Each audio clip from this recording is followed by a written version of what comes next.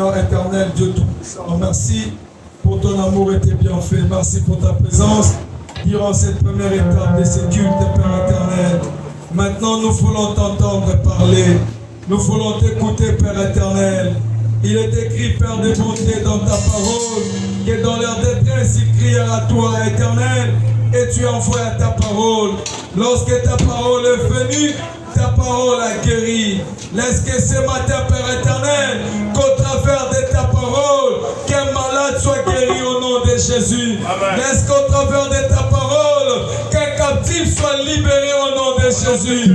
Laisse qu'au travers de ta parole, qu'un malade, Père éternel, vive une guérison miracle au nom puissant de Jésus. Père éternel, accomplis cela. Et lorsque nous allons vivre cela, Père éternel, nous allons t'exalter, te louer. C'est lui qui vient nous parler en ton nom. Père éternel, c'est un nom rempli de perfection, Père de bonté. Il est écrit dans ta parole que c'est poussé par l'Esprit de Dieu que les hommes parlent de ta part. Remplis-le puissamment de ton esprit, afin que ce qui sortira de lui, Yahweh, crée en nous une vie nouvelle. Donne-nous la foi, Seigneur, afin que l'on soit comme une terre fertile, prête à recevoir la semence et à donner du fruit en abondance. Demeure au milieu de nous, que la distraction, les voiles de pensée, la doute et tout esprit Père éternel et semblable, soit nous les sans effet, et que cela soit loin de nous. Que ta présence s'émeut, Père éternel, que ta présence se pose dans ces temps, afin que nous puissions témoigner.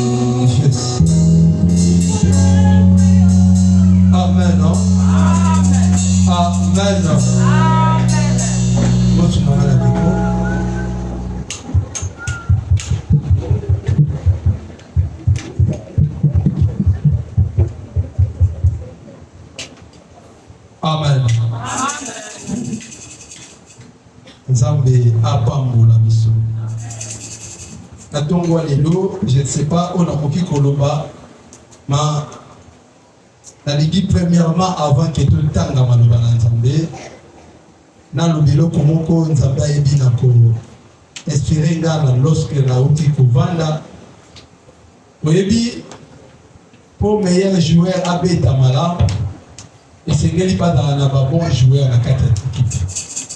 Ce qui va jouer il y a bien bazar na équipe de atoza meilleur on va me foutre. On m'a foutu pourquoi? Parce que on doit passer au pass il y a bien on bet tabac bien à zate. Maintenant moi les lots na monter malanga mon. Na pas mon moko ya meilleur na quatre équipes. Oh ça là inga qui n'a pas passé bien de l'eau. Je crois que les lots font la marquer. Et pour la marquer dit on tape sur la passe. Là c'est le retour moi le bon. Ce qui occupe pas mon ensemble pour la moi. Parce que mon lobby niveau la serre à l'essa kinga et dit kinga lelo na to na tellement pour ma peine sans. Amen.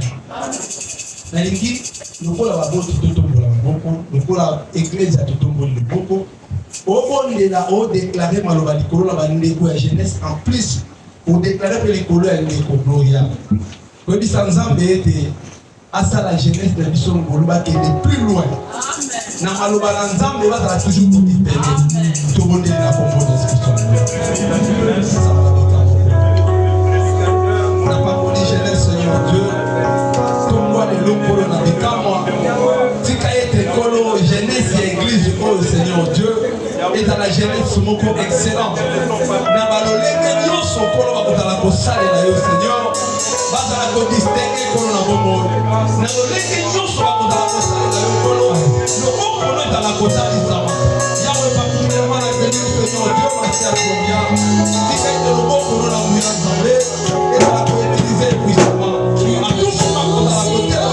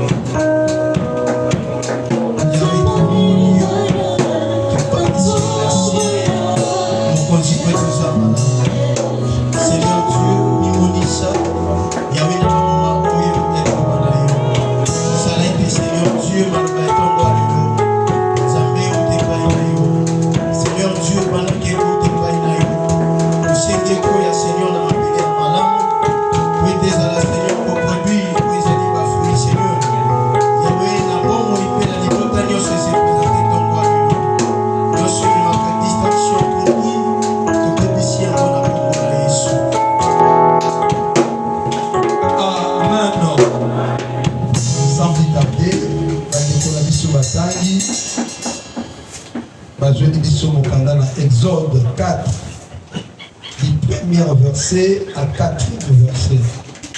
Lecture chapitre 4, du premier verset, je lis en langue de tout. Amen. Moïse répondit.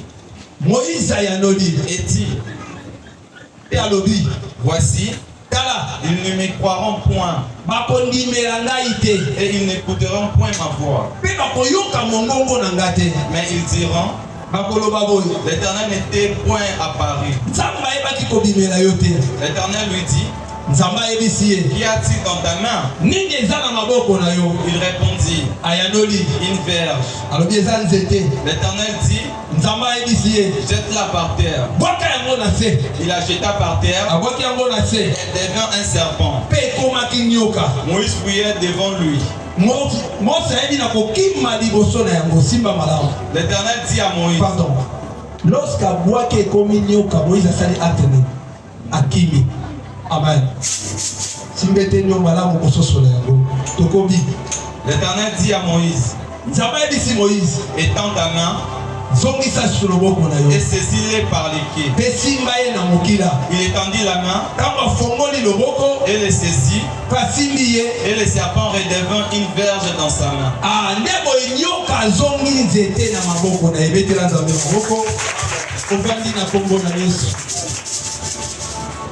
Dimanche à l'élo, thème nanga o naza komemato naza kolobela biso. Na lo faransa balobi bégaiement de Moïse. Amen. Na lingala balobi ni kukuma ya nani ya Mose. Amen.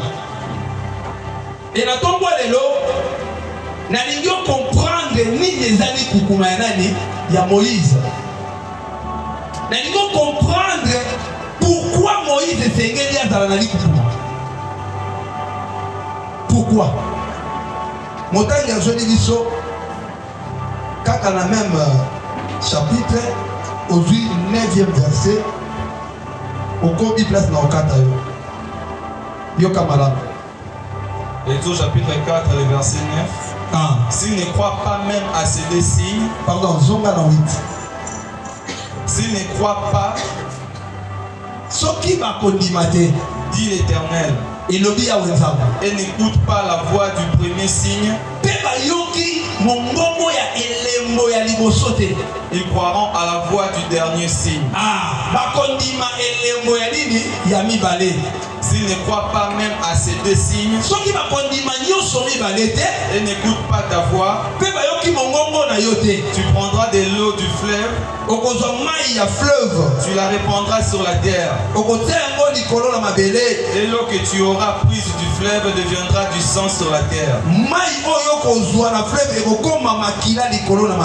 Moïse dit à l'Éternel, ah Seigneur, je ne suis pas un homme qui a la parole facile. Amen. Amen. Tolobeli bégaiement ya nani ya Moïse. Moïse a répondre Nzambe. Na koloba ete Nzambe nanga. Naza moto azalaka na maloba ya malamu te. Na yebaka koloba te. Et ce n'est ni d'hier, ni d'avant-hier, ni même depuis que tu me parles à ton serviteur. Car j'ai la bouche et la langue embrassées.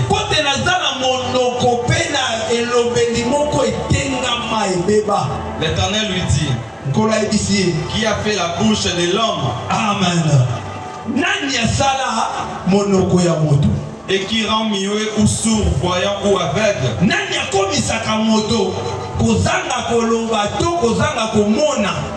N'est-ce pas moi l'Éternel? Va donc, je serai avec ta bouche.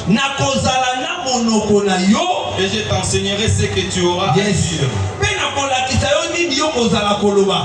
Moïse dit, ah Seigneur, envoie qui tu voudras envoyer.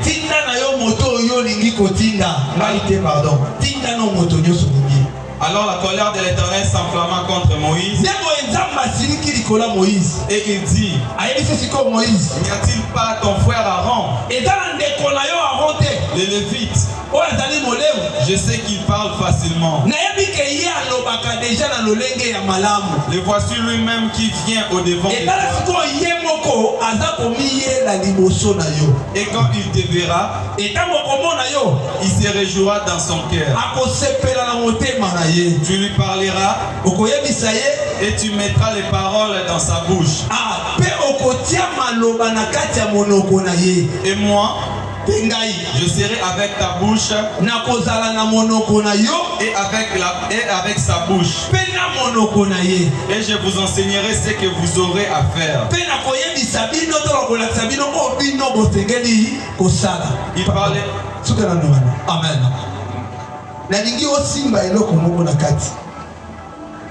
Moïse motonali kukuma eli kukuma na ye et permettre ete akoloba nini malamu nzambe otinde émission moko esengeli kolobaka po bato basala nini bayoka me ya moni ke ngai na okokoloba te nzambe abongisi na ndenge na ye azwi Aaron oyo aza ndeko na ye mais plus loin et là on a sepeli na souligner place soir parce qu'à dans Lévitique.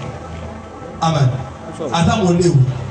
Oh, na kolobela kabalewi to mona basali na Nzambe. Amen. Donc Nzambe poli un serviteur pour aller vers nani Moïse. Pourquoi poli un serviteur aller vers Moïse? Ali serviteur wa mona yo, a sepeli na yebo na motema. Ah, pendant la mituni question moko. La mituni question et Matinga peut les déborder. C'est que elle Lévi, comme on lève, il faut qu'il y a Moïse. Et c'est qu'elle monte en état anime. Et c'est là. Mais qui est ce Moïse ou est-ce qu'elle est où il y a mon apport c'est là? Amen. Et ça n'a. Parlant, nous devons comprendre de l'eau. La parole de Dieu c'est aussi Moïse. Malobana Nzambe et dans la capelle Nzambe et dans la capelle nani Moïse. Oh, soki mosali na Nzamba kutani na malobana Nzambe et c'est que motemi sala nini et c'est pira. Ya Nzamba pambola fia boya. Parce que quand on kutana kina malobo et bini katine ne c'est pas si motemi. Malobana Nzambe et randaka sai na motema nani ya mosali na Nzambe. Amen. Nakangi parenthèse wana. Mais abitanga koya. Akosala nini? Akosunga mana yo. Yo koyebise oya tengeli ya noma. Parce que la parole aussi enseigne aux hommes de Dieu ce qu'ils devront parler. Amen. Okoyebise oya tengeli ya noma. Mais ekosuka wana te. Ngai Nzambe na ozala monoko na ye et na monoko na yo premièrement pe na kozala na monoko na ye pe na kolakisa bino nini etengeli bosala. Amen. Na ndingi moto moko alongola distraction ayoka oyo nzamba olobeli na tongo. Nayebi te pourquoi nazwi parenthèse oyo ya lelo komoko nzamba esuka inga ntango na vandi awa ndeko tanga Ephésiens. Je ne sais pas pourquoi nzamba alingi na lobela mo. Ephésiens 3 14e verset. Non, bandelanga peut-être na 8e verset. Pourquoi le monde bandelanga 14e verset? À cause de cela, Natina na yango, je fléchis les genoux devant le Père. Nakogumba mabolongo na ngali boso na Nzambe, pardon. À cause de cela, je fléchis les genoux devant le Père, duquel tire son nom toute famille dans le ciel,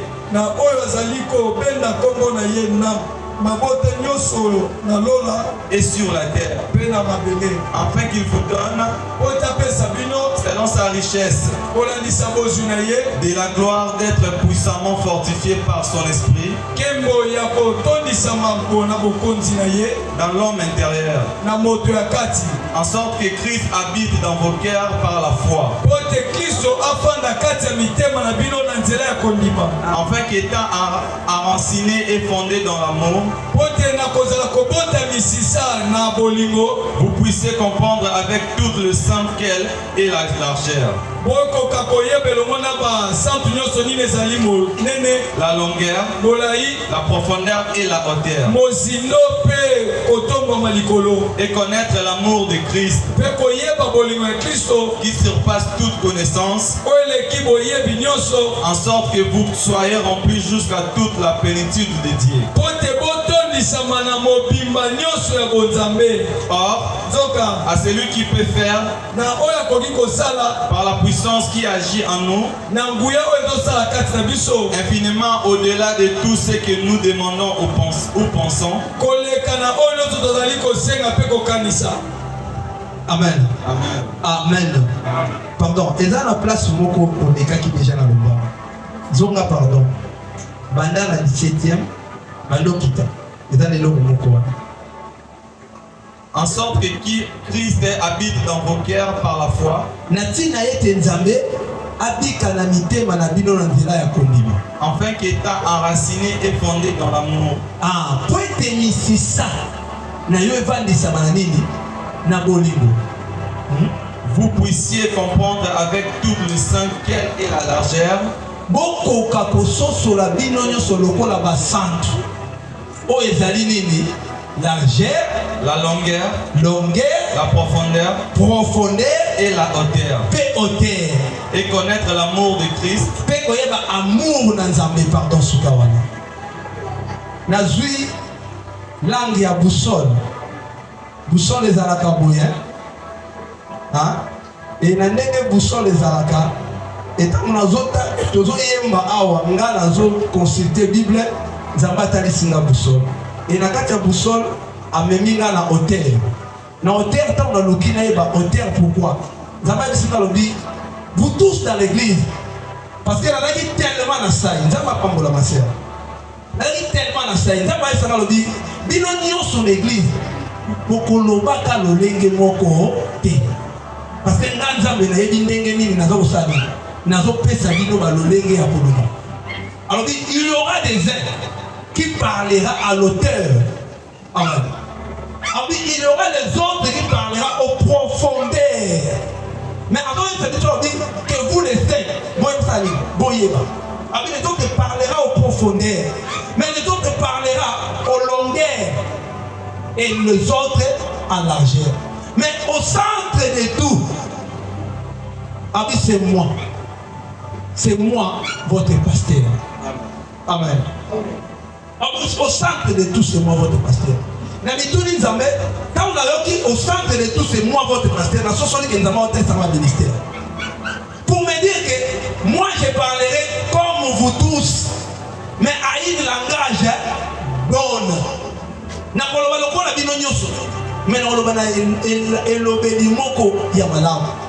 Quand toi tu peux condamner.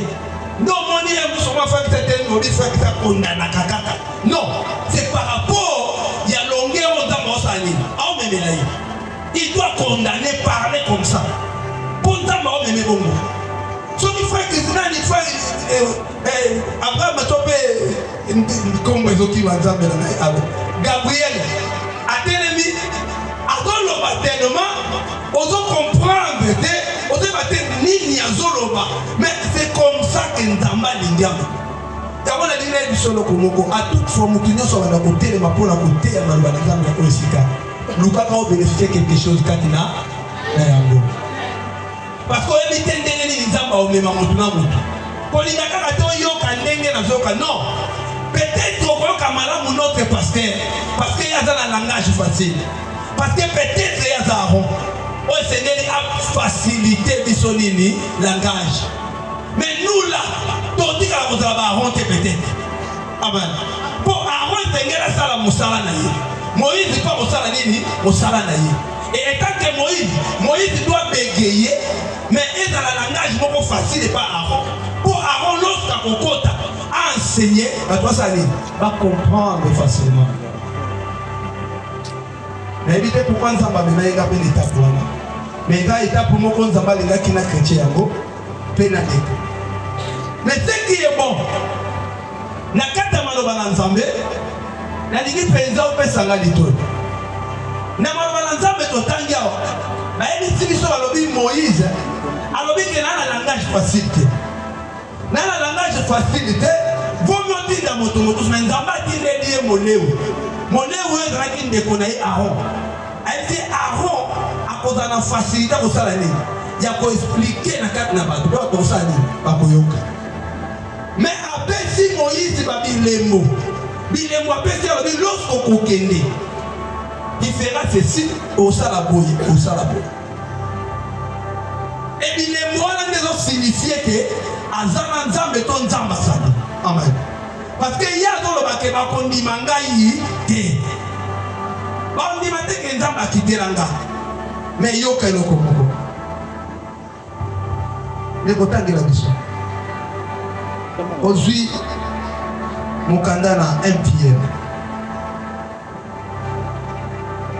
chapitre 1, verset 8 à 9. Lui qui vous aime sans l'avoir vu, en qui vous croyez sans le voir encore,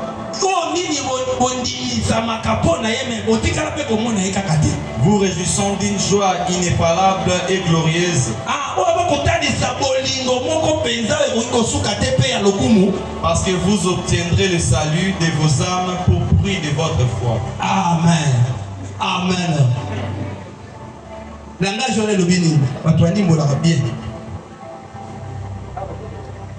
Parce que vous obtiendrez le salut de vos âmes pour prix de votre foi. Yes.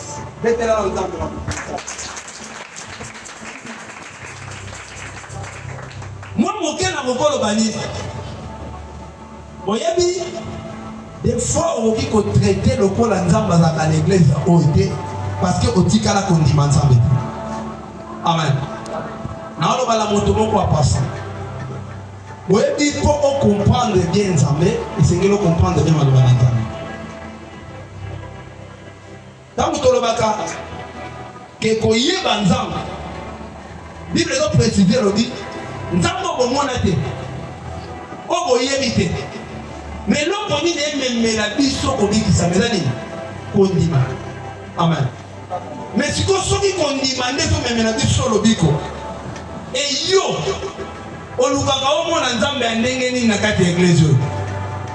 Amen. Oh, moi je sais très bien que notre Dieu est aussi la parole. Et lorsque la parole est accompagnée, les ensembles nous bossent à la ligne. Si on comprendre que Dieu c'est la parole, on peut ça là-bas, l'Israël là moins lorsque Malwanazam est descendu. On vous à l'écoute. Alors, j'enseignerai. Amen.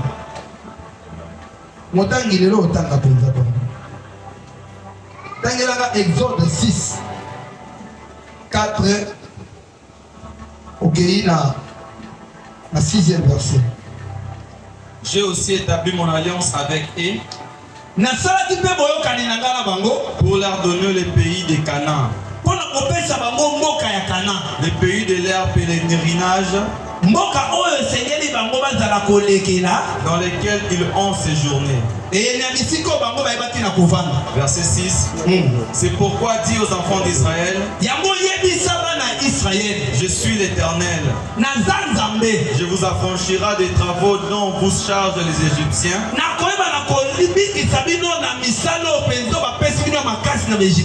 Je vous délivrerai de leur servitude. Et je vous sauverai à bras étendus. Amen. Simba eloko moko na débit. Aïsi étant ta main. Amen. Moïse tango azui nkeni abwaki na se. Nyoka tango abimi. Moïse asaini akimi. Pourquoi Moïse esengeli akima? Ah ndé na zabo na za interpréter déjà dit kuku. Na za na kata dit kuku mana ofongwa mana dit kuku. Soko sosoli ndamba opambola. Mais il y aura quelque chose de possible. Et Moïse a vu Nzeto yemo kwa sana yango. Abwaki na mabele Nzete komi nyoka. Tango komi nyoka, abosani ke Nzete na ye afani akimi. Oh tango azokima na mituni pourquoi okima Nzete na yo moko tango baziki nyoka et ça le lota. Quoi yo? Mais Moïse akimi. Nzamba pelita biko kimate fongola loboko na yo. Zwa yango na nini na mokina. Amen. Kama fongola loboko nego permettre ye azwa lisusu nzete zonga nini nzete. Eza suko appartenir na ye. Parce que tawa bwa ki nzete komaki élément oya kokotimba te. Amen. Mais tango nzamba do permettre ye ya kofongola loboko eza po nzete eze reprendre ezonga lisusu eloko ya kokosimba na maboko. Nzamba zo yebisa Moïse awa na 6 alobi ke kende yebisa bango na Israël nga naza nzambe na bango. Naza nzambe na bango na kokangola bango na makambo nyonso. Apeti ba détail alobi na loboko ya kosala nini? Ya kofongwama. Na kodélivrer bango. Amen. Nene sa moto moko na tongwa lelo. Nzamba fongoli loboko en fait kangola bomo lelo. Soko ndima okokangwa na tongwa lelo. Oyo ndima nange longo bitumba ya vina yo. Lokola nzamba fongoli loboko sengele sira na kombo na Yesu. Oyo ndima nange longo na tongwa lelo sengeli nzamba changer citation vina. Abi etapa. Et na biki sa bango na loboko yako fongwama. Na comprendre que mokolo nzamba zo bisa Moïse etapa main et ça qui Moïse était même to fongola loboko. Amen. Et ça qui sous Moïse était. Pourquoi ça qui Moïse était? Parce que tant nyoka bimi nyoka Moïse akimaki. Moïse en chair atagini akimaki pour Moïse en chair au simba nyoka te. Il fallait un Moïse en esprit. Azonga pas fongola loboko sali asimba nyoka. Oh, le Moïse de l'esprit, c'est notre Seigneur Jésus-Christ. Oh, Seigneur, la zonga, si quoi pas ça la nini, a fongola logo pour pas si manioka. Oh, nyoka, babanga kaepo nyoka dans la tellement pliga. Et nyoka pas ça la nini, a swaka. Et so ka sui nyoka, so nyoka sui yo. Et ça pour ça ni, okufa. Ozalabo Moïse. Mais tant que tu dis que moto si manioka, c'est que moto là est soit maman. Et tantôt pas qu'on va la paix du soucier mon nyoka. Nyoka soit ka nyoka te.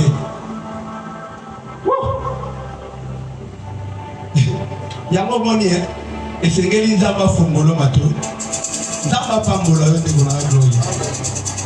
Na comprendre dans mituni question obi soki ndeko lokola gloire ko dans la facilité à comprendre nzambe na niveau oyo. Et bon église tala to anomelisa bino suko de botote. Bo anoliaka mikuwa.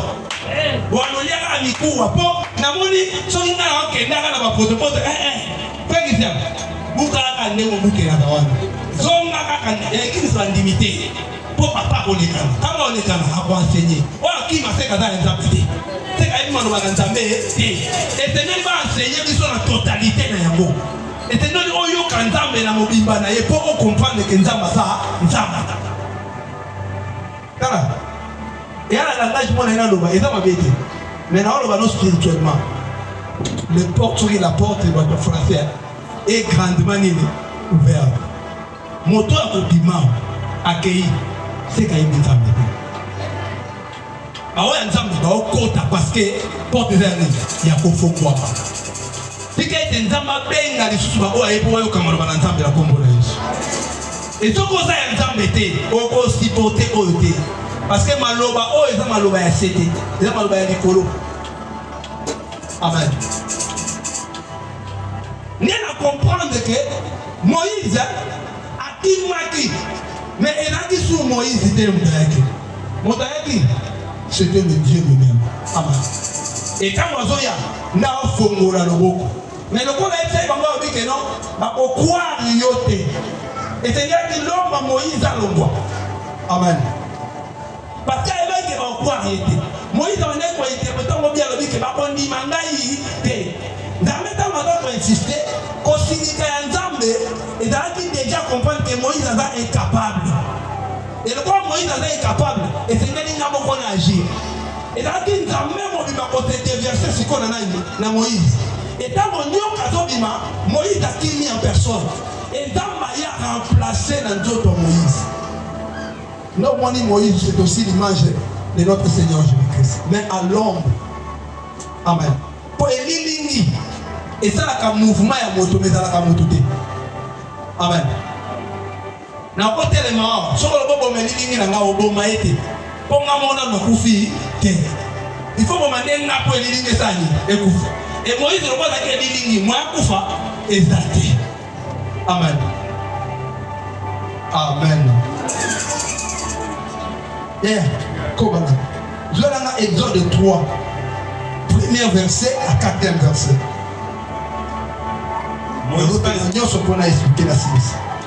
Moïse faisait paître les troupeaux de Jéthro. Moïse son beau-père sacrificateur de Mandia. Beau-père naïe, sacrificateur de Mandia. Et il mena les troupeaux derrière le désert. Et vint à la montagne de Dieu à Horeb. L'ange de l'Éternel lui apparut dans une flamme de feu. Yoka. Moi je n'enzambe ayebi na kobimela ye na kati ya ndembo na nini na moto. Au milieu d'un buisson ardent. Na kati ya moto moko ezali kotalisama. Moïse regarda. Moïse atali. Et voici. Et amoni les buissons étaient tout en feu. Buisson to ben c'était dans qui vraiment kopela. Et les buissons ne se consumaient point. Kasi yango bandai kozika te. Moïse dit. Moïse a lobby. Je vais me détourner pour voir quelle est cette grande vision. Et sengeli na baluka pona komona nini ezemoni senya monene boye. Et pourquoi les buissons ne se consument point? Pona nini nzete za kozika te. L'Éternel vit qu'il s'est détourné pour voir. Pardon. Sukala mwana. Quand tozo Moïse a omona. Balobi moi j'essaie nini? Apparaître. Amen. Il y a une différence na kati wana. Français. Alors dit, l'ange de Dieu apparaît. Mais lorsque Moïse a loué à découvrir Nini Bombami na Simamoto, ce n'était plus l'ange. Amen. Il a dit sur ange. Ange a fait disparaître. C'est maintenant Dieu lui-même. Amen. Nzambe yemo mona azoba luka posa nini? Ayeba. Le roi a dit que tu sur ange té et ça n'est pas mon travail na quitté lié parce que na bon moto n'est surtout à n'est comme ange de saini aïe. Oh à ce jour-là ce n'était plus l'ange. Amen. Pourquoi il a dit ange té? Parce qu'on comprend que la Genèse, je crois Genèse 14 ou 15 et c'est là que Seigneur d'autres a dit na yoki va gémissement il y a pas na Israël. Maintenant moi-même je suis fait quoi? J'ai descendu. Amen. Namoko na kiti. Na kiti pour la kokamona. Donc jour wana et dakinde okita mobimba ya nani ya Nzambe.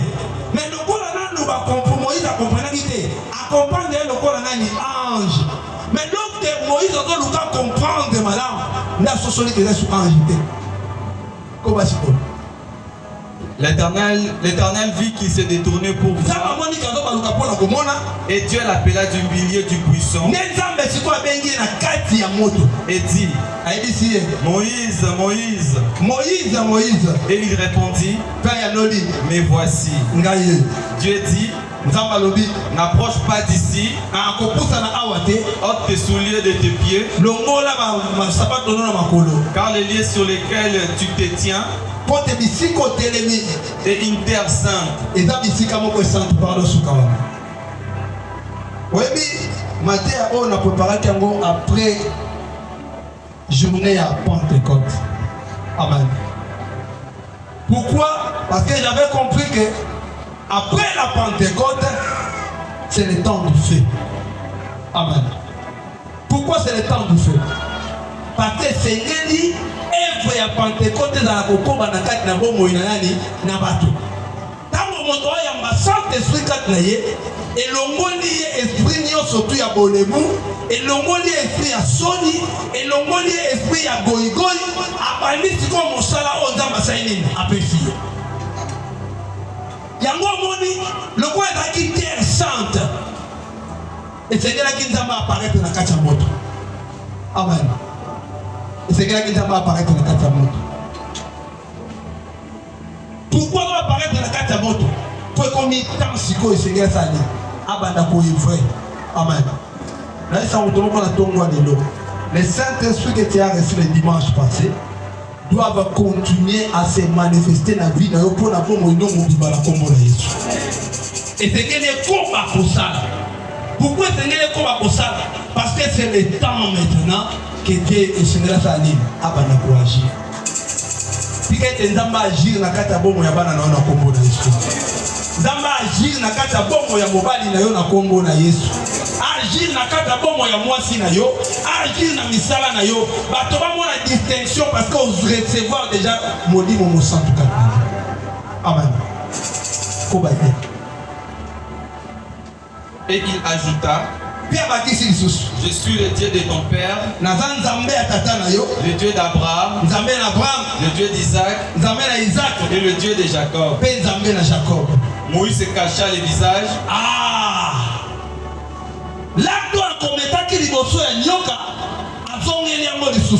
Amen. Au moins que ils ont même acte salamaki. Quand on a eu que ils ont Zambé, Isaac, Abraham, Asani, Akimi. Avant de l'ongi pour la nini, pour accomplir comme on a Zambé en face, amen. Mais tant que Moïse a besoin d'ingénier dans Zobuaka, l'ingénieur s'est transformé en serpent, et dans qui sous l'ingénieur, amen. Et dans qui des Zambé Mobimba apparaît. Et Moïse a moment on a Zambé en face, c'était la Kim. Amen. C'était la Kim. C'est le même acte de Salomon. Et quand on Kim, Nenzamba sont remplaçants aux Jessica. Amen. Nenzamba aux Jessica.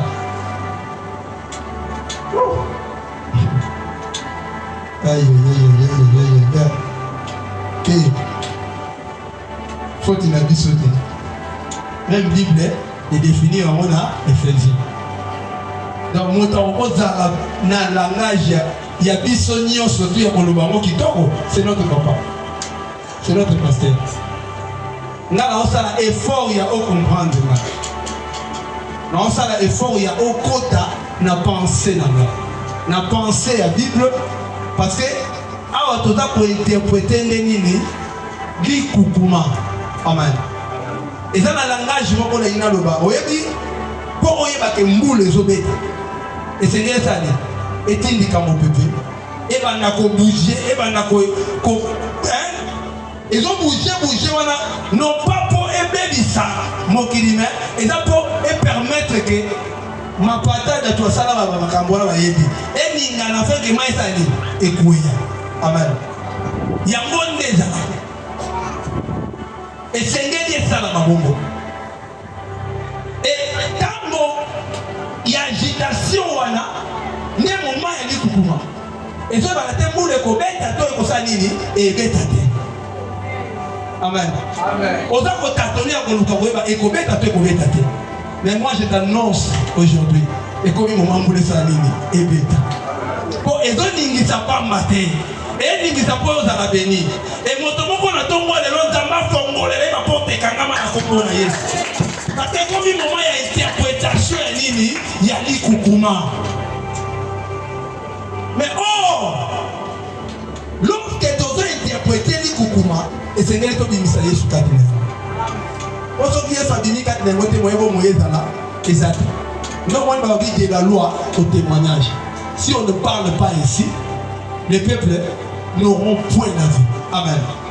Donc, bon, moi, il y a un mauvais côté. Et Seigneur, il m'a loupé Ezala. Oh, Ngolou, c'est notre Seigneur Jésus-Christ. Et na kati na Yesu ndemo mwezoya. Ya moi ata soki to ko interpréter le lenge surtout, mais Seigneur en fin de compte, to bimisa Yesu na kati na ngo. Na bisa moto moko na tongwa lelo. Nzambo to zolo bela awa. Ame mabomo ya sika na vina ona kombo na Yesu. Ba negiza ki vina yo ona kombo na dia sika siko. Ba ndimaki te ko simba mamona yo simbi. Ate o ndamba ko salela yo e ko dala makambo sika.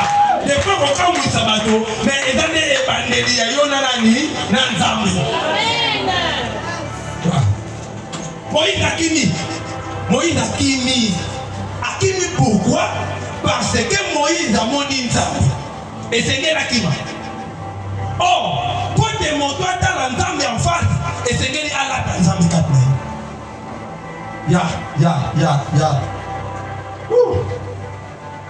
Apparemment, papa n'a rien à accompagner. Mais parce qu'on a dit amen, ça me fait du bien. Il y a qu'à progresser. Il n'y a aucune musique.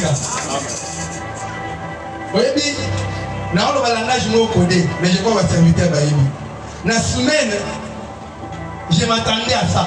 Mais, amen. Amen. Vous voyez, ce qui est dans ma lingue, asale le lokomoko oko s'attendre na yango te des fois bato ba ko mono loko le lokomoko ya pamba mais pas na ntambo zelo kwa pamba te et pas na ntambo zelo kwa pamba te nzete wa eza nzete ya pamba mais eboti nzambe mobima kati na yango wow parce que ntango Moïse aotuna osala nini mpona Moïse aneglijaki nzete abida talaka na nini na nzete mpona ya mona eke eza nzete ya pamba mpo esungama na ngai natambolaka nasalaka mwa nini nzambe na biso na nzambe multisystème il se fait comme akokoza elongi na yo akoza mpe elongi ya lobi kuna akoza mpe elongi ya mutu kuna boye akomi lokola eme nzoka eza nde nzambe osala akotambola nzambe ya multisystème akobo balobi il passe tantôt du notre voilà nous toyebi au français amen eza lolenga nzambe yo ozela nzambe na gauche aye na droite ya nde kozela mona nzambe akita nzoka nzambe aye na nzete tala lingenda mose ntango naoki moyemba azoyemba tushe lingenda nakamona ye nzambe to mabaka oyemba yobo oyebi te kosimba lingenda olobi lingenda toye awa kala bi voilà aujourd'hui eza mokola nini ya lingenda lingenda efrapaka lingenda epesaka bomoi lingenda epesaka nini ebotonaka bomoi amen lingenda soki ezobotona bomoi ebotolaka bomoi ya n'importe qui te lingenda ebotelaka bomoi ya moto oyo abunga nzela ya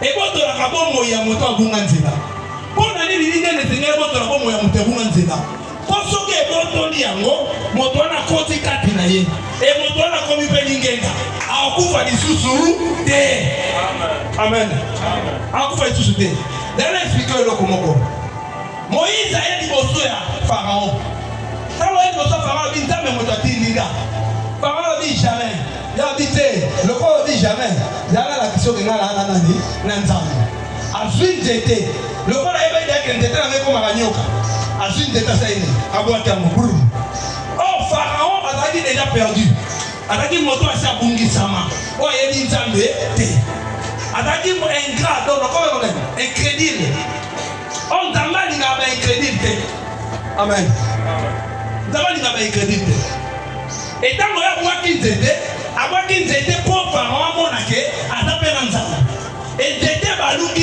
nyoka. Wow. Tant que tu baluki nyoka. Papa na bi avanda na yo. Ngape na ngambu na nga. Nazala ba oya ngape nazala na bambu. Pona ye ba milimo ba esprit na ye. Oya ba nzete ba yo ba nzete ba yena. Ayi bo ba buaki ba nzete. Ba nzete be komi nini ba nyoka. Mais ba nyoka oya ba buaki ba nzete za manger. Amen. Oh Moïse abwaki eza nzete oyo ya nzambe mobimba. Alors le Seigneur dit acte mon peut se poser. Pour acte se poser ça dit. Et Seigneur dit nzambe lokola nzete ya solo amela ba nzete ya mikie. Osoka meli ba nzete ya mikie ekoti kati na ye ba nzete one ko ba nzete na bongo. Na ba di moto moko atoko bunga. Tongwa le lonza ba epa mela yo. Ayepa mela yo afeke bomo ina yo. Eti na lolenge moko te robota makati na Yesu. Oh! Aïe. Yoka. Là même plus loin. Tant moi boaki. Ba yoka ba ye, yoka c'est et Milan. Chose étonnante. Nzete meli ba nyoka, donc disons nyoka, ameli ba nyoka. Mais tant que Moïse a yé na logo pour lui, là, toujours étant quand même. C'est le temps de délivrance. Amen. Si quand la simba boy, vous comprenez là. Et t'as fait tant de délivrance. Quand on a un simba, un simba nzete, on a nzete zonga nzete bimisa ba nzete mike. Et biso nzete mike te. Et zongi nzete kaka moko. Amen. Wow. Et zongi nzete moko. Siko na mituni nzete kauka. Oye koma kinyoka, tango emeli, emelaki nyoka. Emelaki ba nzete wana, ba nyoka to ba nyoka. Emelaki ba nyoka. Mais tango emeli ba nyoka, tango Seigneur Moïse a récupéré nzete na ye. A récupéré. Mais pourquoi ont récupéré na nzete na ye na ba nzete ya ba tu Pharaon? Pourquoi? Amen. Pourquoi pour récupérer les doubles? Les triples na rôle. Donc, c'est-à-dire, nyoka nyonso to ebimaki epa ya bato ya Pharaon, ba melami na kati ya nyoka ya nani ya Moïse. Mais tant que azongi nzete bakomi nzete moko, ba okabwana te. Eza na moto moko alobi, abi eza na loyembo ndeko moko, je crois, c'est un bonamiste. Mayemba qui peut le placer. Abi, pour ma bien aimé nanga, et c'est gros ça. Au sérieux pas. Nzembo ne ki manga mais c'est eza bien nzembo malala. Abi, tu as dit que Satan t'a trompé, tu as dit que Satan t'a fait ce qui n'est pas malobi, maintenant na yebi que okendaki au-delà de la frontière. Pour ceux qui sont au-delà de la frontière, Satan il a trompé yo. Pourquoi le bongo? Au moins la explication est à l'objet. Maintenant na yebi pour Satan a comme appelé nanga. Et c'est premièrement Andima baptême ya Saint-Esprit, andima koyambola kotika mabe, et l'autre encore ma pembeni nanga, avec Satan. A comme bien-aimé nanga. Oh bien-aimé encore trompé bien-aimé na ye. Amen. Bien-aimé encore trompé bien-aimé na ye. C'est que ceux qui ont commis un niveau aux a trompé, au bimaki au delà, il y a pas un zambe à qui la créé le la limite. Amen. Oh, si vous bateau, il y a le col à bateau na Satan, topé le lengue.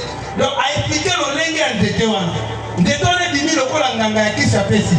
Quand Nganga qui s'appelle, habituellement le col à Nyoka ya Bondoki.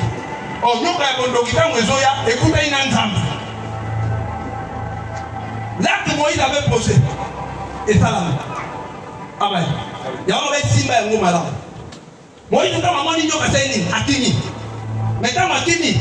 Nana ndimi ke Moïse tenda zonga ipa simba nzete.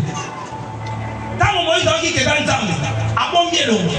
Mais na ndimi ke Moïse a komaki Nzambe pas fongole lo gata na Nzambe. Amen.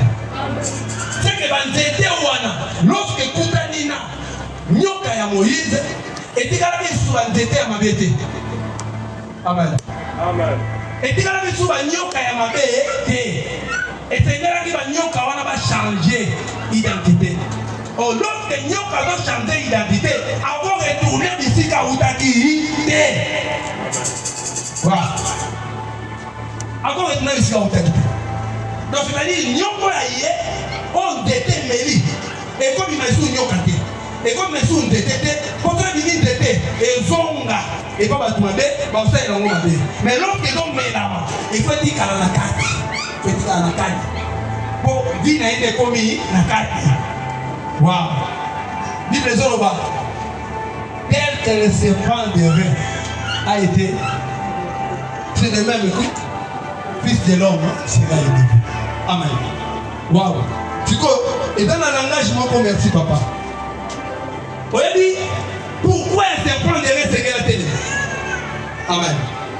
Serpent de rein c'est tellement, bah on télémise ça yango, pour permettre de bâtonner surtout bah soit mis la nyoka ya mabe, soit il va tali regard, la nyoka wana, l'olenge ya vené, ouais ma peur oui comme ma bango, et mon bango les sous té, après que bas soit bon moyen de ou tanani, la nyoka motako.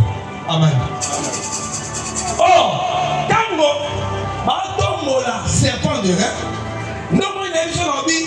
Le serpent qui est tango, va okutana na Nzambe, to va okutana na nyoka ya Moïse. Ba ko zonga te. Ko ba botoli bango déjà bongo. Yango mona lobete ba longola kande bongo ya moto ya mabe. Pour la transformer en pour ku faté mais pour la transformer. En fait, que tango okota, atika la sou moto ya mabe te. Amen. C'est pas des raisons tellement. Pour mon tonneau, il faut côté les matani yango. Ato lobiko. Et lobiko donc tu as pinanzela ya misu. Nanzela ya nini? Ya regard. Waouh. Tam. Nanzela ya regard. Otalaka nani. Wow. Yes. Obi. Ezana mokanda moko ndekotangela biso na suka tawana. Pour la monde dirait apparemment quand la vaisselle n'a pas de bon social. Luc 24. Tangira na 44. Mais on va non pas na 34. T'es pas na 35. Yo kamala. Et ils racontèrent ce qu'il était arrivé en chemin. Eh, atobete la bango oyo ezalaki kokuta na chemin yoka. Awa di solo tozobeta. Ezaki Yesu akufi. Akeba kundi. Hein? Bakundi ye basali baye po baya kutala na kunda soki ndenge ni bayaki e bakuti kazaki de atali achepe le kozonga na bango nde tozoko ne omoni likolbo banda siko. Et comment il l'avait reconnu au moment où il rompit le pain. Pardon? Et comment il l'avait reconnu au moment où il rompit le pain. Ah, pe na tango oyo bakendaki koyeba etango azalaki kobuka lipa. Tandis qu'il parlait de la sorte, lui-même se présenta au milieu d'eux et leur dit, la paix soit avec vous. Saisi de frayeur et d'épouvante, il croyait voir un esprit. L'autre fantôme, que c'est Dieu le grand fantôme. Amen. Et tant qu'on va et c'est que Babanga pourquoi parce que on nzamba. Oh nzamba za ka fantôme. Amen. Ada fantôme parce que l'homme a appelé esprit. Oh l'esprit c'est lui le fantôme. Amen. Comment? Mais il leur dit, pourquoi êtes-vous troublés? Et pourquoi pareille pensée s'élève-t-elle dans vos cœurs? Voyez mes mains et mes pieds, c'est bien moi. Touchez-moi et voyez. Un esprit n'a ni chair ni os.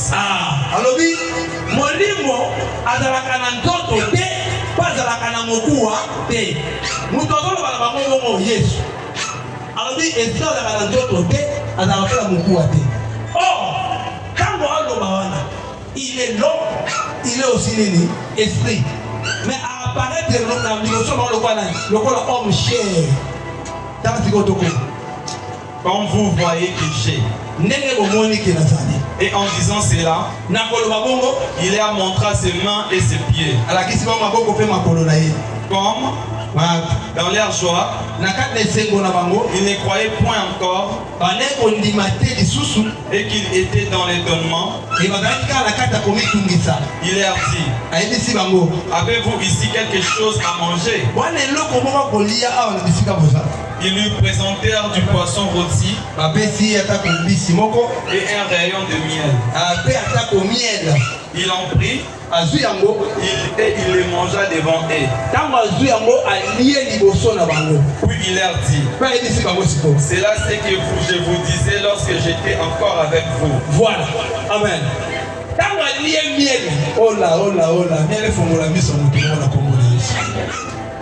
Après d'abord qu'on dit, abi yango nde na bande ko esa bino tango na zalaka nanu na bino.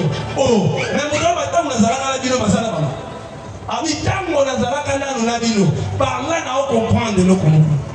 Ce n'était plus que l'homme Jésus, mais c'était l'esprit Jésus. Amen. Pour la ligne. Parce que tango là ko s'inquiéter, après présenter le corps la moto. Mais après avoir mangé le miel,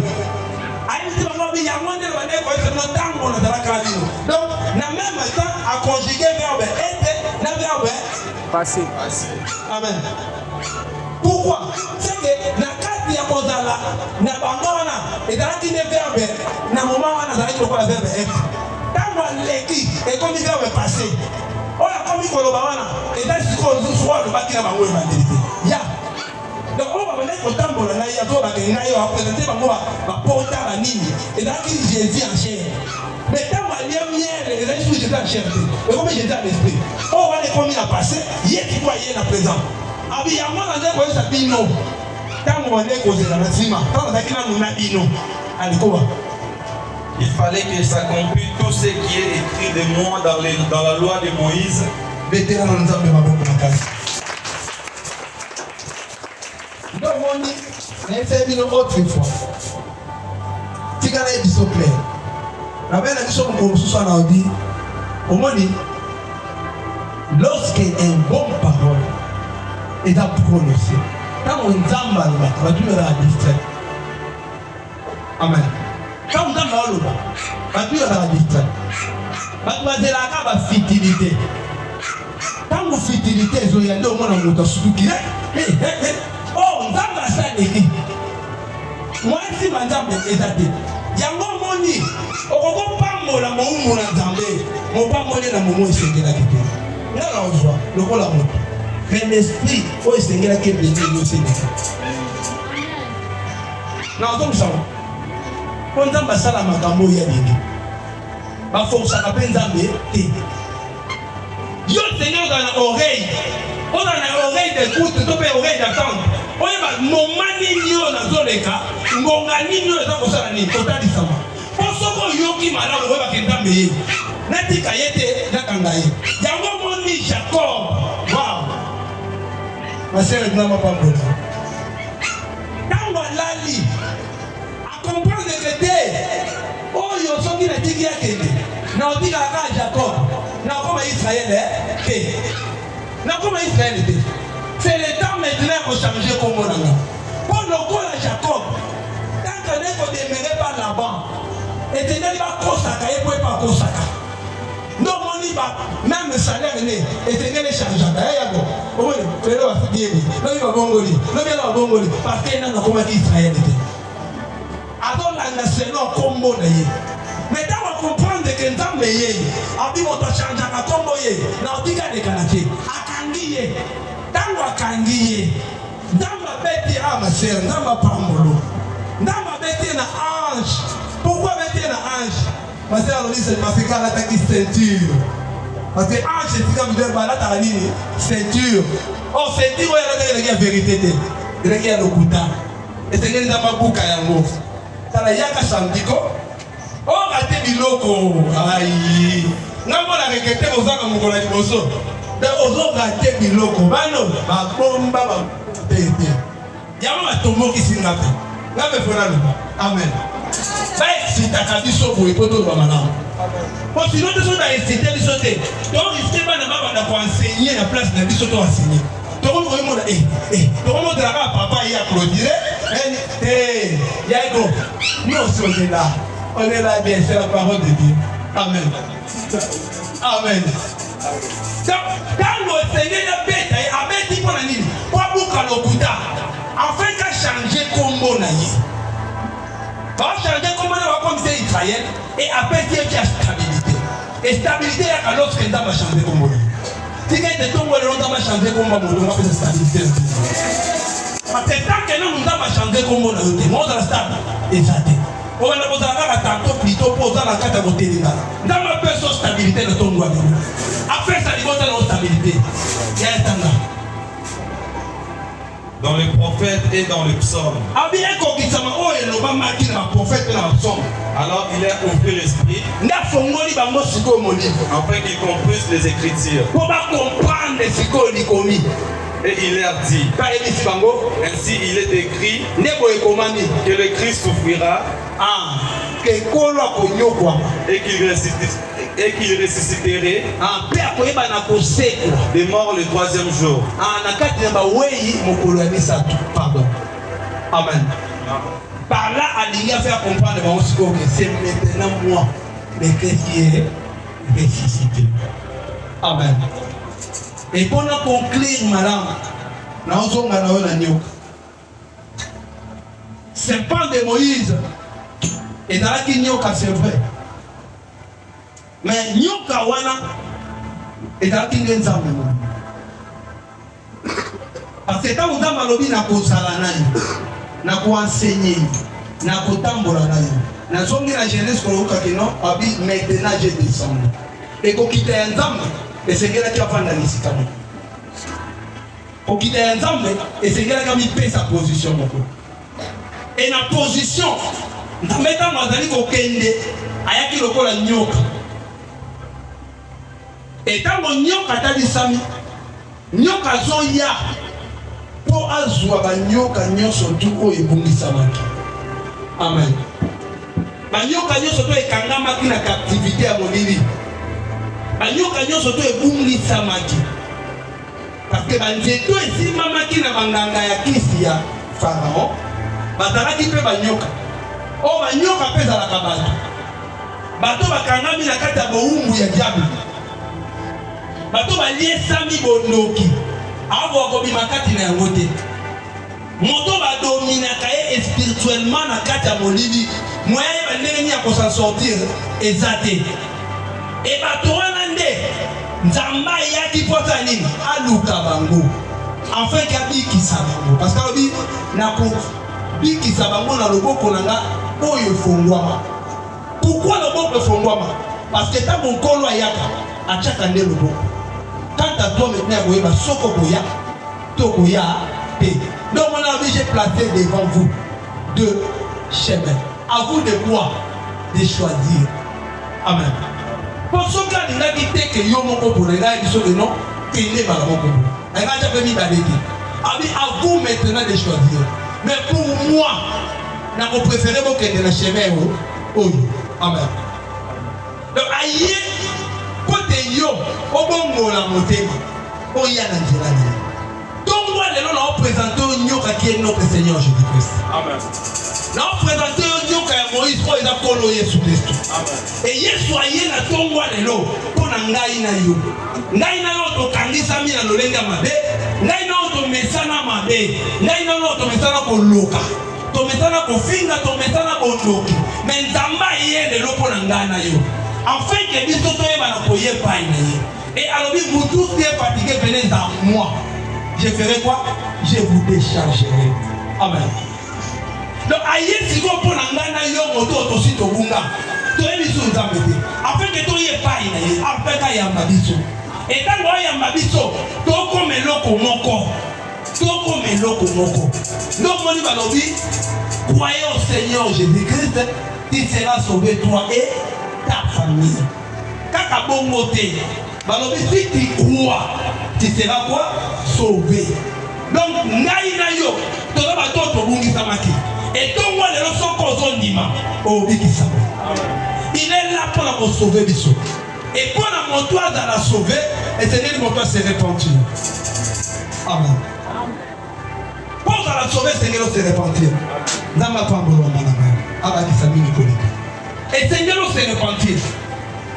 Donc c'est-à-dire, moto ayake pas na nzambe, ayaka na mabe na ye, mais a dévouaka mabe na ye pas na nzambe. Amen. Abimisaka mabe na ye pas na nani na nzambe. Et tant que moto abimisa mabe na ye pas na nzambe, non moni nzamba o changer moto wana, moye azonga lisusu moto wana ezate, azonga moto azanza. Et ton wa lelo, son moto ye pas na nzambe, nzamba za wana pour changer vie na yo. Amen. Or, c'est le temps maintenant, l'œuvre de la foi singulaire se manifeste. Amen. Parce que dans Dira Makila na ye, ne to sali to bikisa. Na Makila na ye ne to bikisa. Or, tant to bikisa na Makila, bazo ebitabiso to komi ba co-héritier. Donc tozolongwa na makila ya Mutombo, makila ya Bakala, makila ya Joseph, makila ya Eden, tozokoma mbala moko na makila ya nani ya Christ. Oh Christ, on tozokoma na makila na c'est lui notre papa. Et na tongo le on présenter au papa moko. Oh a qui suspendu sur la croix. Alors tout est accompli à celui qui croit. Somo ndi mamotoana biki sama na kombo na Yesu. Et motoango na tolo belo c'est notre Seigneur Jésus-Christ. C'est pas pour rien abaka qui les koulous. Na tela makila na ende to biki saminga na yo. Soki de l'autre na bomo à cause de Christ. Soki de l'autre zolo à cause de Christ. Et dire que Christ wana a kongo la bomo ina ona tongo lelo. Dire que Christ wana a changé vie na ona tongo lelo. Obika souvent moyo bana ko bika tena kongo na Yesu. Webita unaoloba. Naomba neno kumoko. Je ne sais pas pourquoi nous avons utilisé na bwelelo. Naomba na chaîne. Chaîne ndio bakangia mona 4 poteaux. Et na 4 poteaux na bakangi au milieu ya chaîne naomba bazui ba chaîne lettre F. Siko na bandi komituna pourquoi F? Et d'abord que le fungula ngati la famille. Ay ba famille belé. Bazaya kokangama na balieni ya libota ya coutume. Et à cause na yango, même moto a appelé kati na yango. Moi comprendre kaza appelé exacté. Alors demeurer le la vie à moto moko na bango nyoso. Mais or l'homme on a donc présenté on a tongo alelo. Adam différent na bato nyoso. Bible zoe bisanga azo bisabango ke sengela ke sala maboy. Pour après 3 jours. Waouh. Atika na mabele te masani. Assez. Donc nous sait puis sa vie à moto moko na kati ya libota na Kongo. Moto moko bakanga yo na libota. Moto moko ba domina vie na yo na kati ya libota. Lelo na to présenter le 3e jour na bombo na yo. Oh chiffre 3, ils allaient chiffre ya résurrection. Tika ete nzamba bota yo ya sika. Na tongo lelo ba bakanga ka na libota, ba kuta oza lisusu te au nom de ba luka ka vie na yo. Ba eti ba tsao déjà na mulangi moko. Et mulangi wana yango koma demer na yo. Na tongo lelo na passo na yango na Kongo na yo. Mulangi bakangela yo wana. Atato batikaka yango na kinga toko soki wapi. Na mboka moko baboti bakuloni yango na kati ya zamba. Mais tongo lelo nzambo azongisaka na bomo. Afongola bango bisika batiaki yo. Parce que esengela ki banyoka, bato bakufungola banyoka eza banani. Bato bakangaka banyoka. Wow. Moto akofongola nzete to akokomisa nzete. Kwe koma nyoka ekelela nyoka ya Moïse. Et dans la moto à Taïni, on a simba kanyoka. Et dans ton mot de l'eau, bato a simba vina yo. Na oke de ko recommander bango ba fongola yo na kombo na ye. Parce que comme moment on a mettre la récupérer. Bisika bakanga ki yo. Ako se rendre compte de bango moko nde ba fongoli bongo na yo. Ba fongola yo na kombo na Yesu. Ata na mboka batiaki yo, oke de ko bima bisika dalaki, molange pantana.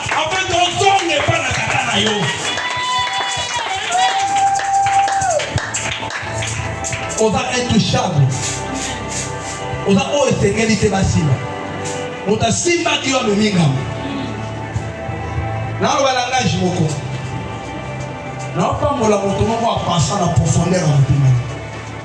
Oui, soko se pelisa. Nzambe. Todo se pelisa.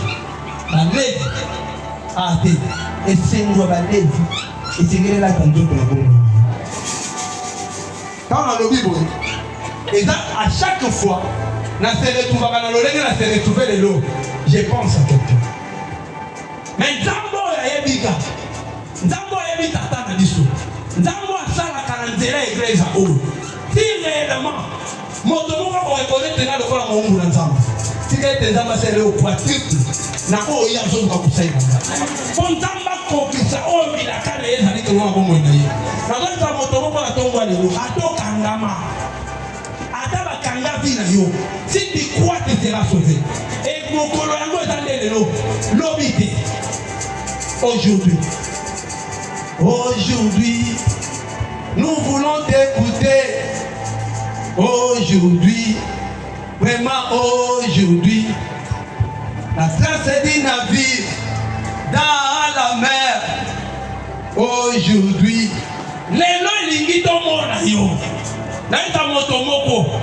Soko don dimelanga. Problème aux ala yango.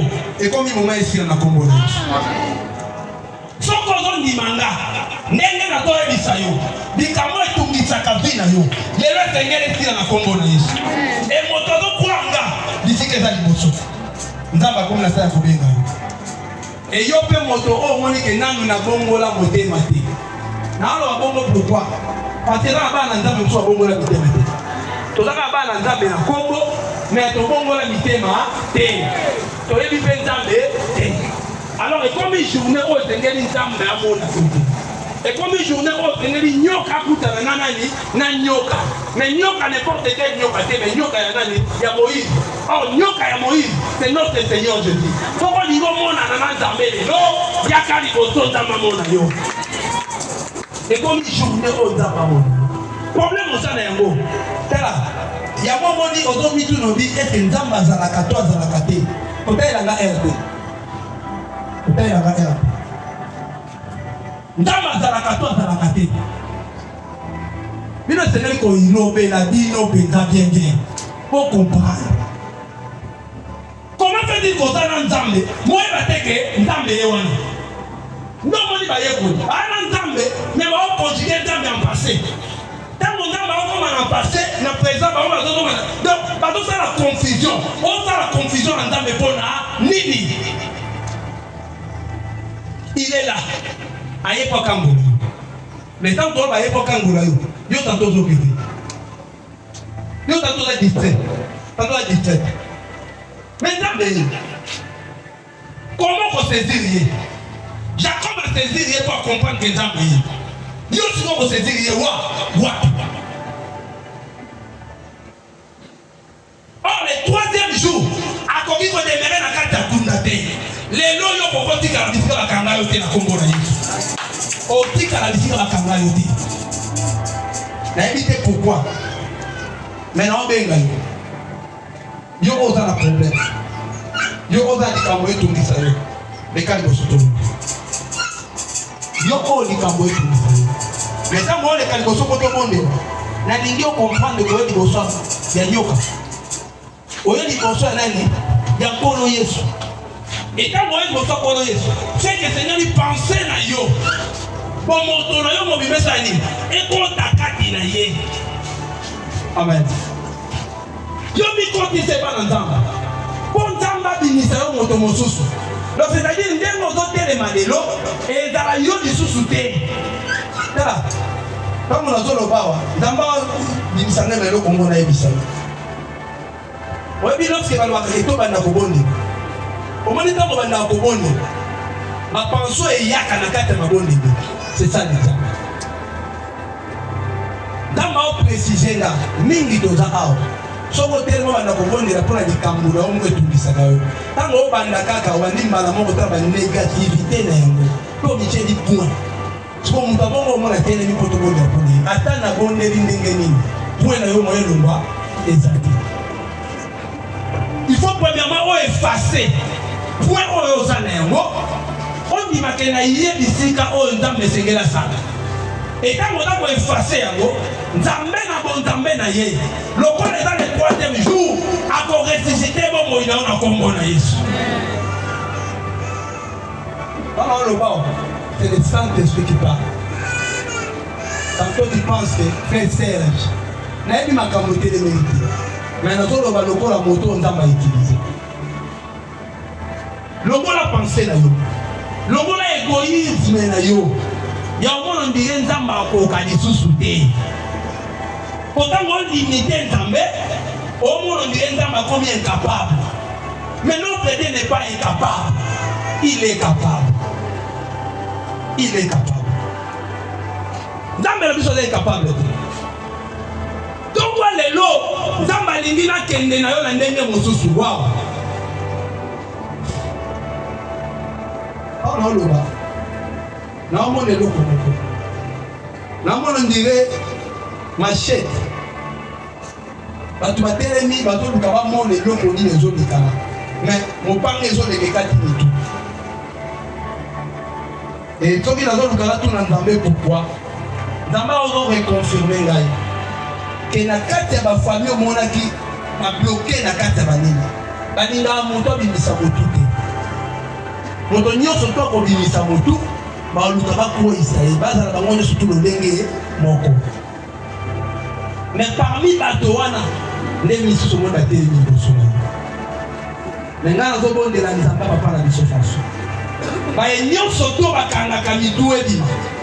Tongwa lelo, nzambe alongola nde ya bango.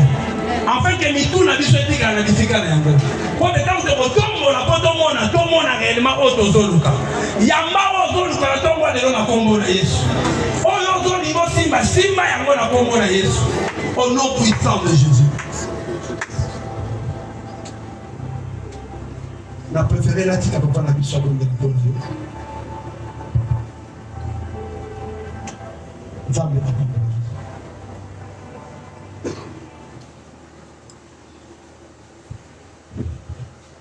Sur la révélation de l'homme de Dieu. C'est réellement le serpent de Moïse avait avalé tout le serpent de Pharaon. Je vois pour maintenant ce matin la présence du serpent de Moïse. Le serpent qui a été levé dans le désert, qui avait la possibilité de donner la vie de tous les morsures en Israël. Le serpent qui a été élevé à la croix de Golgotha. Si réellement ce serpent de Moïse avait cette possibilité d'avaler les autres de Pharaon, que le serpent de Moïse descende dans la vie de tout celui qui est devant ici. Il commence maintenant à avaler tous les serpents de la famille, tous les serpents de l'environnement, tous les serpents qui étaient là pour avaler notre bénédiction, notre succès, notre avenir. Au nom puissant de Jésus, que l'œuvre du serpent de Moïse se réalise aujourd'hui à jamais. Tout ce qui s'était passé en Égypte, oh Père éternel, lève-toi maintenant, agis au nom puissant de Jésus.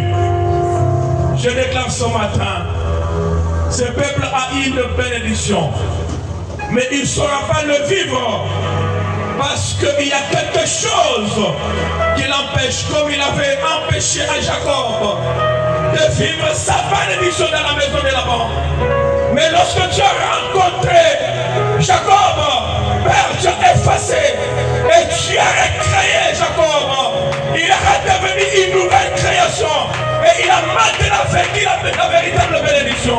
Ce matin, ce matin, Père éternel, un nouveau,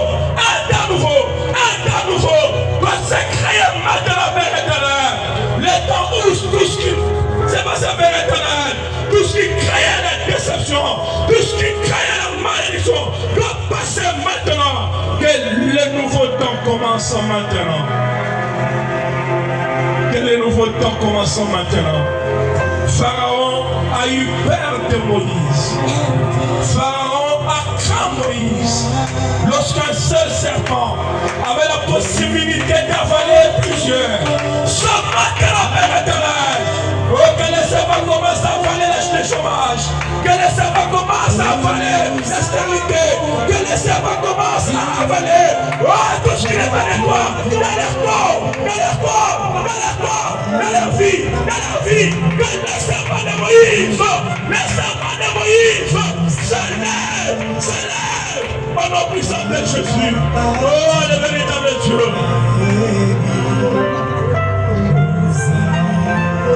La présence maintenant, Père éternel.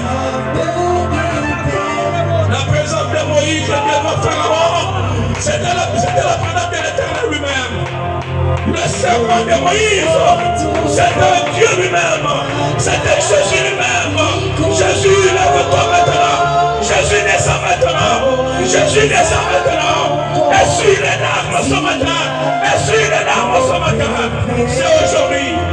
Le serment de Moïse, le serment qui a été levé à la croix, te fera oublier la déception, te fera oublier les choix des frères, te fera oublier ce que tu vis aujourd'hui. Au nom puissant de Jésus, c'est maintenant. C'est maintenant. Oh, toi, qui as accepté cet appel, la grâce du Seigneur soit sur toi. Toi qui as accepté cet appel, que la grâce de Dieu surmonte en toi au nom puissant de Jésus. Le temps est arrivé. Lorsque Jacob a rencontré le Seigneur, il a dit: je ne te laisserai pas, je ne te laisserai pas, jusqu'à ce que tu me changeras, jusqu'à ce que tu changeras mon nom. Oh, que ton nom change, tu ne seras plus Jacob. Ce matin, ton nom ne sera plus Jacob, ça sera Israël. Un nouveau nom, un nom puissant de Jésus, un nom puissant de Jésus. Si réellement tu as envoyé Moïse en Égypte pour libérer Israël, je suis devant toi en tant que Moïse pour libérer ta vie dans les noms puissants de Jésus. Alléluia. Que ta vie commence à être libérée. Que ta vie commence à être libérée. Que ta vie commence à être libérée. Que ta vie commence à être libérée. Au nom puissant de Jésus, Jésus est là. Il est là pour transformer, pour changer ta vie. Il est change ce matin. Il est change ce matin. Par le nom puissant de Jésus. Par le nom puissant de Jésus. Que toi change. Et que Pharaon comprenne que le serpent qui était devant lui n'était pas un serpent de magicien, mais c'était Dieu lui-même. Ta famille doit comprendre. Ta famille doit comprendre. Que maintenant, le serpent qui est devant toi, ce ne sont pas des magiciens, ce ne sont pas des sorciers. Ils doivent comprendre aujourd'hui que celui qui s'est élevé à toi, il s'appelle Jésus. Il s'appelle Jésus. Il s'appelle Jésus. Il doit comprendre que celui qui s'est élevé maintenant, il s'appelle Jésus. Jésus va me voir. Télémé si qu'elle soit meilleure.